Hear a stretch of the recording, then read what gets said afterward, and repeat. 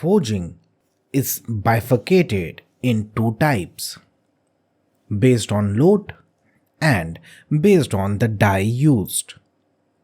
Based on load, we have drop hammer and press forging, whereas based on die used, we have open, closed and semi-closed type of forging. Now in case of drop hammer forging, the top die is suddenly released and comes in contact with the raw material, performing the forging operation, whereas in press forging, the top die is gradually lowered with a compressive force over the raw material. Now based on the type of die used, first we have open die forging. In open die forging, two flat dies are used.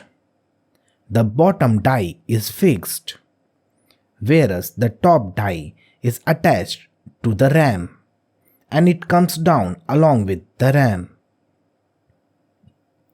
The shape and size of the component is obtained by changing the position in between the blows.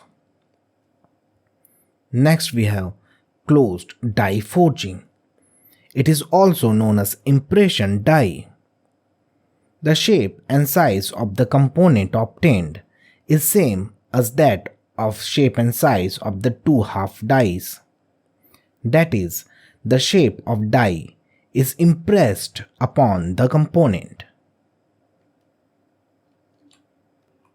Next we have semi-closed die forging. It is a combination of open and closed die.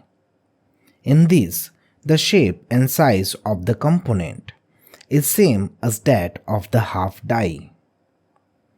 In this, the position of the component can be changed in between the blows.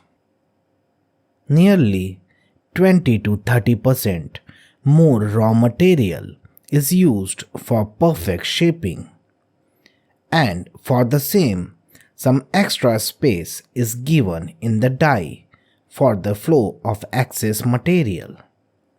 This extra spaces is called as gutter, and the extra projection on the forged material is called as flash. These flash are removed after the forging process is done by any means like gas cutting.